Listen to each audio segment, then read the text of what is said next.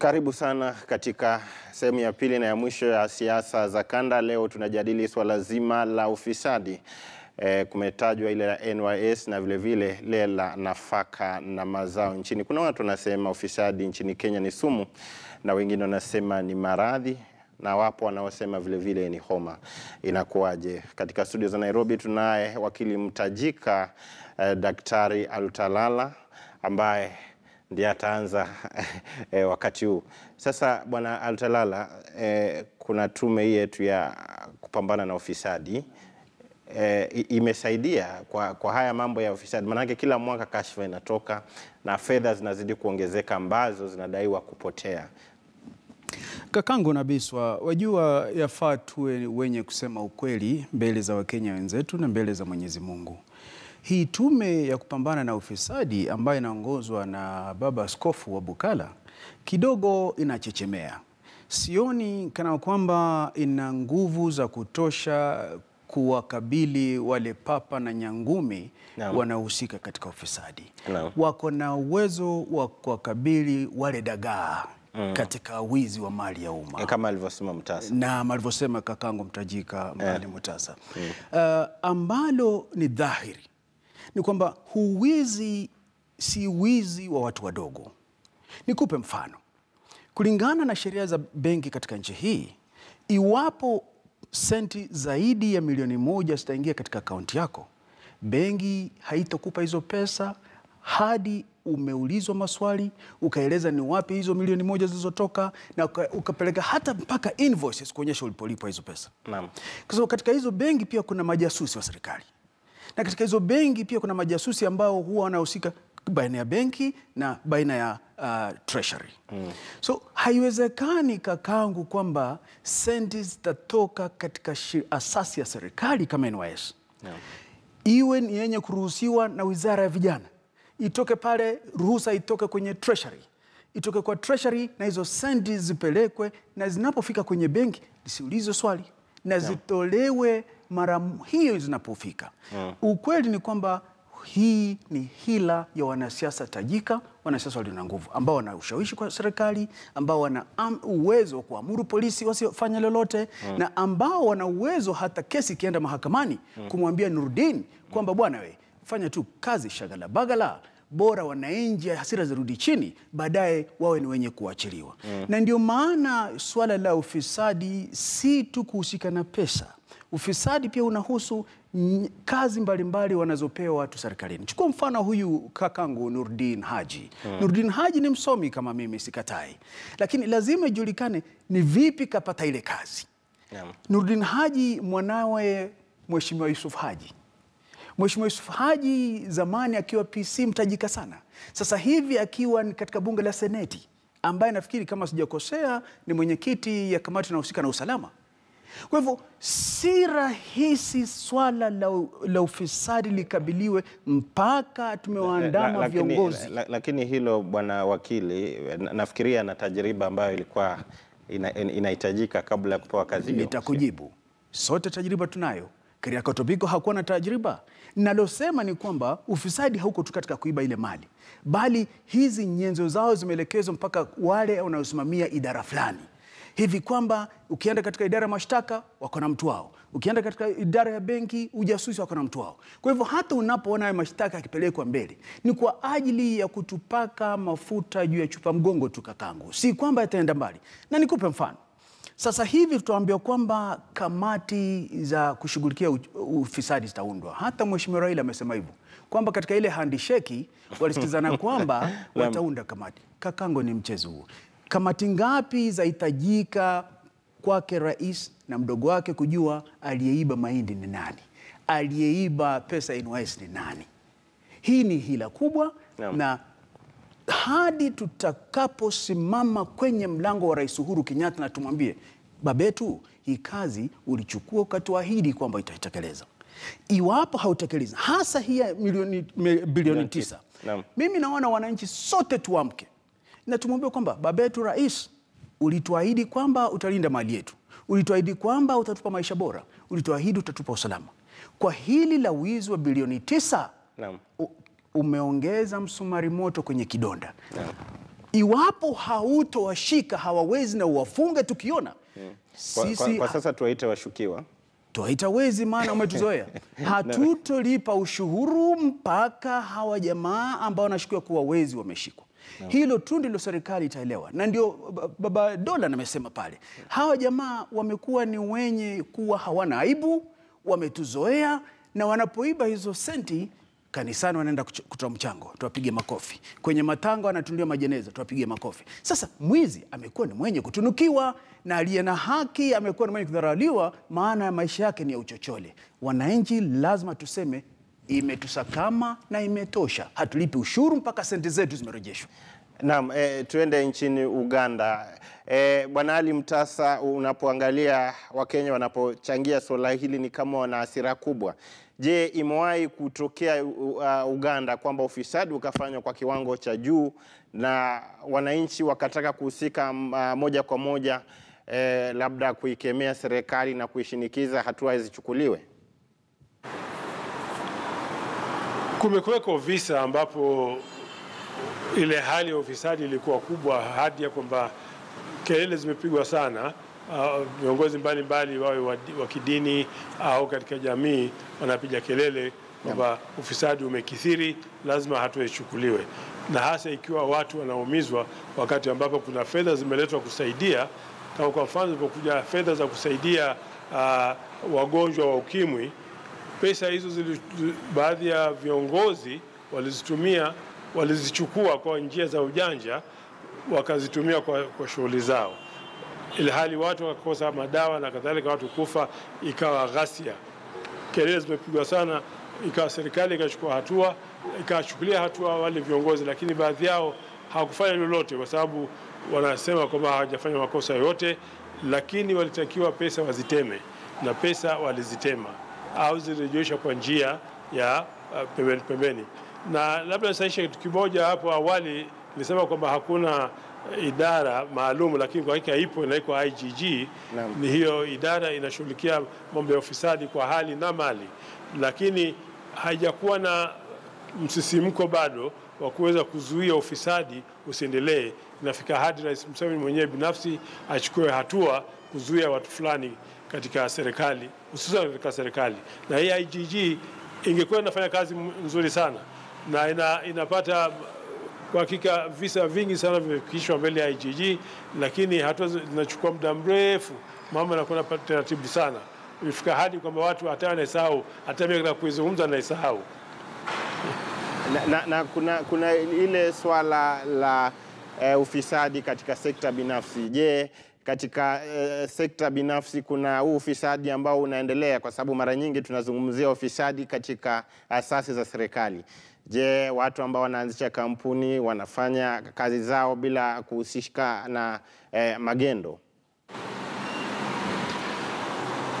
Kwa hakika ufisadi uko pande zote, katika sekta binafsi na upande wa sekta ya umma. Lakini inayoumiza zaidi ni sekta ya umma, kwa sababu sekta ya umma wanawatilika ni watu maskini ndio wanaumia zaidi. Ilhali katika upande wa sekta ya binafsi ni labda kampuni inaweza kuharibika ikafunguliwa mbali, labda watu watakosa kazi, lakini ikitokea kwamba ufisadi umo katika upande wa sekta ya binafsi kipekee, haihusu upande wa serikali, si sana kusikia hatua zinachukuliwa, isipokuwa ile mambo na labda kwa ndani ya kampuni inayohusika na vitu kama hivi, isipokuwa ile kampuni kama inafungamana na upande wa sekta ya umma, yani upande wa serikali. Sasa hapo ndio mambo yatatoka nje na hatua zinaweza kuchukuliwa ikiwa yani sekta binafsi inadhulumu serikali. Kwa mfano, kuna watu njama zinazofanyika ni kwamba ikiwa kuna kutengenezwa barabara kwa mfano, na badala ya kwamba itachukua bilioni 10, utasikia imepandishwa imefika bilioni 15 au 50, unasikia bwana. Sasa hapo inakuwa sekta binafsi inaidhulumu sekta ya umma, yani, na hapa anayeumizwa ni mlipa kodi. Sasa hizi habari zikitoka, utakuta kwamba watu katika sekta ya binafsi wanashirikiana na watu fulani katika sekta ya umma, na hapo ndio nataka ufichuzi utoke, hawa watu ambao katika sekta ya umma wanaodhulumu watu. Rais Museveni mara chungu zima anapiga kelele kwamba hawa maafisa wanaoteua ili wapate kuilinda serikali, kinyume chake wanaibomoa serikali kwa kupata maafikiano ambayo yanaumiza nchi badala ya kuiendeleza nchi. Bwana, asante sana Bwana Ali Mtasa. Tuelekee nchini Tanzania. Hemedi, nilitaka kujua kama kuna mifano ya ufisadi ambao umejitokeza katika serikali ama nchini ya Tanzania hivi majuzi. Asante Nabiswa. Sasa hivi kwenye nchi yetu tuna mashaka na swala kubwa moja ambalo linapigiwa kelele. Swala hili lilianzia bungeni, mbunge wa Tarime Bwana Tarime vijijini, kaka yangu Mheshimiwa John Heche katika bunge la Jamhuri ya Muungano wa Tanzania alilalamikia swala la ufyatuaji wa pasipoti za kielektroniki ambapo kwa Kiingereza zinaitwa e-passport. Pasipoti hizi zinakadiriwa kugharimu nchi kwenye upotevu wa takriban bilioni 90, ambapo awali zilikuwa zichapishwe kwa dola milioni 35. Sasa zitakwenda kuchapishwa kwa dola milioni 57. Hivyo inakadiriwa kuna upotevu wa takriban bilioni 90 za Kitanzania, ambapo manunguniko haya yanatokana na kwamba gharama ya kampuni ambayo ilikuwa ichapishe awali pasipoti hizo, kampuni ya Dilaru, ilikuwa inatumia hizo dola milioni 35 nilizozitaja. Na sasa kampuni ya HID Global imepewa tenda hiyo kwa kufanya kazi hiyo kwa shilingi bilioni 57, na baadaye Watanzania watakuwa wakilipia moja pasipoti hizo kwa shilingi 150,050 sawa na pesa za Kenya takriban shilingi 7,200. Kwa hiyo manunguniko yanakuja kwa sababu kubwa moja. Kwanza, component ambazo zipo katika pasipoti hizi ambazo zina gharama kubwa zaidi ni component 3 tu, wakati awali katika kampuni ya Dilaru ilikuwa ifanye component 6. Kwa hiyo kuna manunguniko hayo ambayo yanakadiriwa kuigharimu nchi takribani bilioni 90. Na nchi nyingi za Kiafrika zina ugonjwa huu wa ufisadi, na moja ya tatizo kubwa linalorudisha maendeleo bara zima la Afrika ni viongozi wa Kiafrika kuingiza cha juu katika kufanya mambo, katika kuleta maendeleo. Inatakiwa tenda inapotangazwa, watu wanaokasimu madaraka hadi kupatikana kwa tenda, basi hakika wanatakiwa kuweka uzalendo na utaifa mbele. Wanapoweka mambo yao binafsi, familia zao, na kufanya pale ni katika kutajirika, basi hakika tunakwenda kuligharimu taifa kubwa sana. Matatizo ya maji, matatizo ya miundombinu katika sehemu kubwa za nchi yetu na katika sehemu kubwa za bara la Afrika zinashindwa kupata utatuzi kwa sababu keki ya taifa inakwenda katika mifuko ya mtu mmoja mmoja, katika mifuko ya viongozi mmoja mmoja. Lakini pia takriban hapa karibuni kuna manunguniko na tuna malalamiko ya kuwepo kwa ufisadi katika kuchapisha vitambulisho vya taifa. Walifukuzwa watu awali wakiambiwa kwamba wanachapisha kwa gharama kubwa sana vitambulisho hivi vya taifa, lakini waliokuja sasa hivi nao inakaribia sasa takriban shilingi 10,017 kwa kitambulisho kimoja. Kwa hiyo tena gharama badala ya kupungua zinapanda. Kwa hiyo watu wanajiuliza zile gharama ambazo wale walioondolewa awali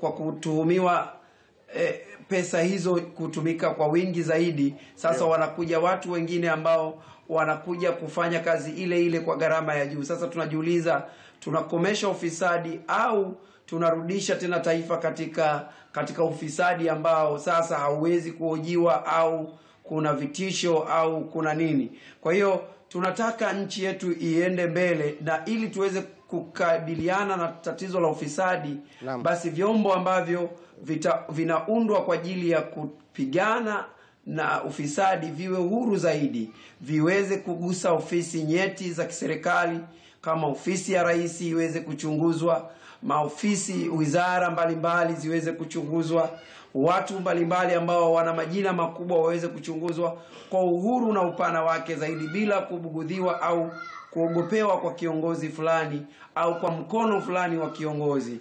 Na niseme wazi tu, ufisadi ni ajenda ya Chama cha Demokrasia na Maendeleo. Bado ni ajenda tunaendelea kupambana, na tumeongezewa sasa ajenda nyingine ya uhuru wa kujieleza, uhuru wa kupekenyua mambo.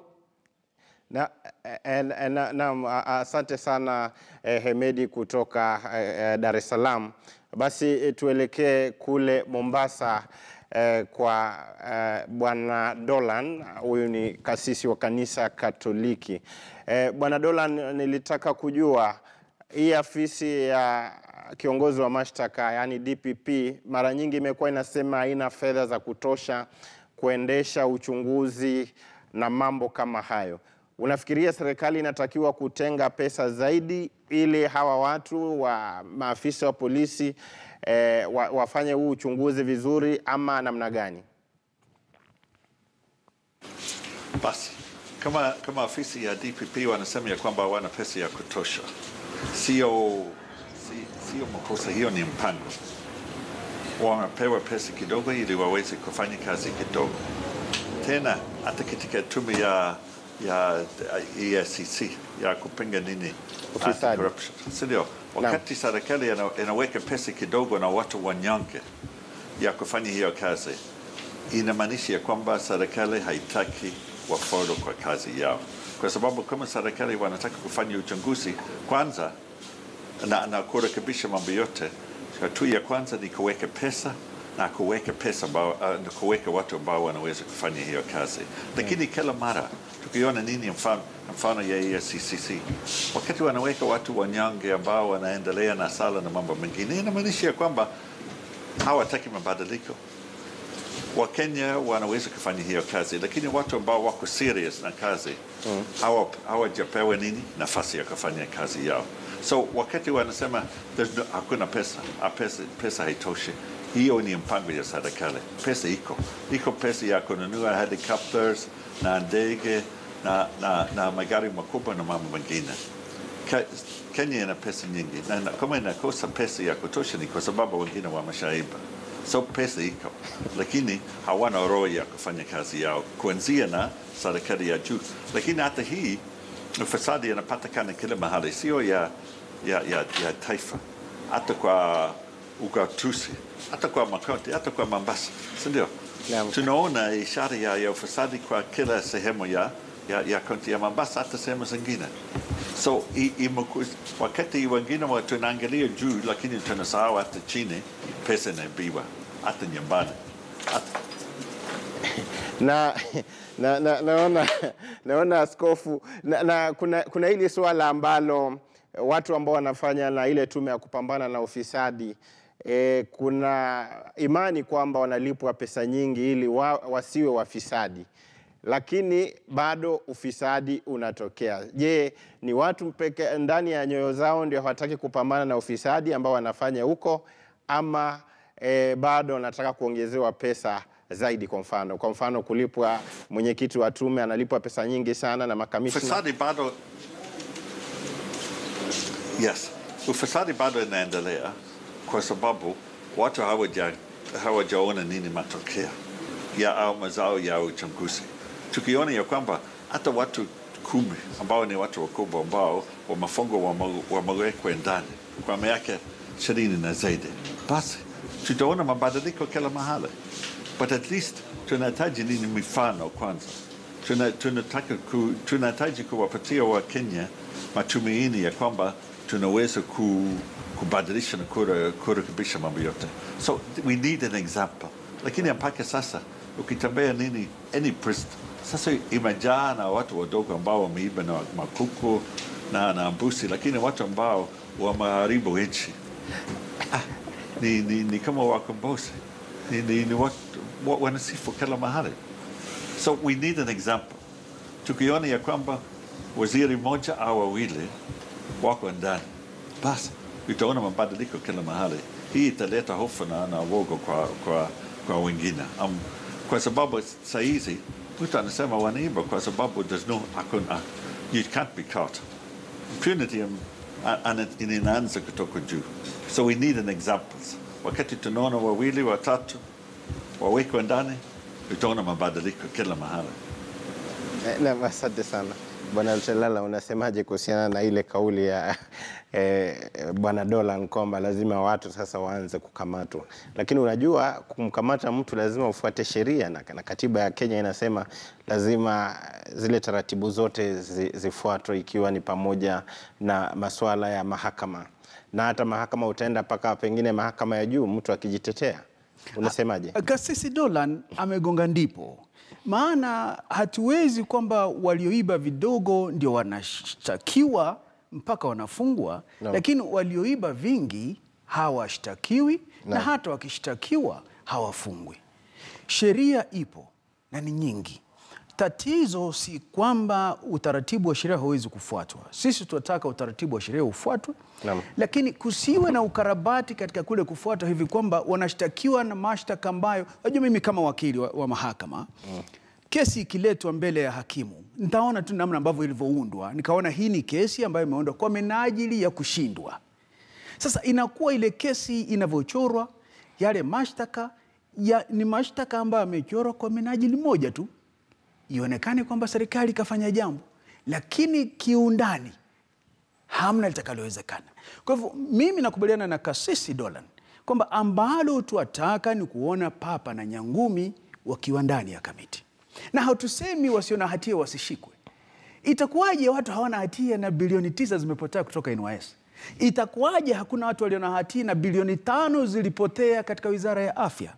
Itakuwaje hawana watu walio na hatia na mahindi, watu washaleta mahindi gunia 1200 na kulingana na wajuzi inafaa yule aliyeleta mahindi kiasi hicho awe akona shamba la hektari 8,000 na tumeambiwa kwamba hamna mkulima hata moja aliye na shamba la aina hiyo Kenya. Kwa hivyo jamaa wamekuwa ni majangili, wanaenda kule nje wanaagiza mahindi. Lakini inawezekana mtu anakodisha mashamba, unaona, anakwenda anakodi shamba eka 1,000 mahali pengine na pengine, ili pengine 8,000 isiwe kwa mahali pamoja, lakini inawezekana. Ni kweli yawezekana, lakini ujue kwamba kuna wajuzi na pia kuna majasusi ambao washajua nyayo za hayo mahindi yalikotoka, yalipofika na yalipouzwa.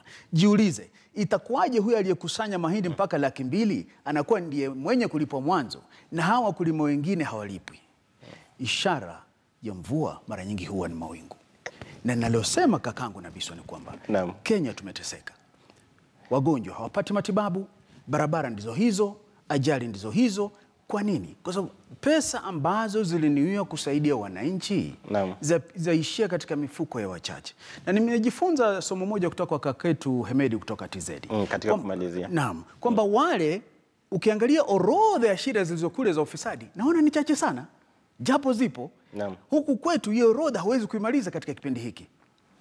Jukumu la kwanza ni kwa mlango wake rais na mdogo wake. Hao wengine wote watafuata mfano wake. Mtoto akiwa katika nyumba hufuata yale ambayo yaona, hafuati anayoambiwa. Kwa hivyo msituambie kwamba piganeni na ufisadi. Piganeni ninyi, fanyeni bidii tuone mwafanya. Wananchi wote watawafuata na watakubali. Kabla ya hapo, mimi ninavyoona, sisi wananchi lazima tusimame na tuseme hili donda limekithiri na hatutaki. Iwapo viongozi wetu hawatafanya mambo, na sisi tujitahidi tusilipe ushuru. Fanye maandamano ya amani na tusilipe ushuru. Hayo yamekuwa ni maoni ya wakili Bwana Altalala ambaye amezungumzia swala hilo la ufisadi. Katika studio za Nairobi tulikuwa na Bwana Altalala, huko Mombasa Tulikuwa na Kasisi Gabriel Dolan ambaye amezungumzia suala hili kwa kina na tathmini.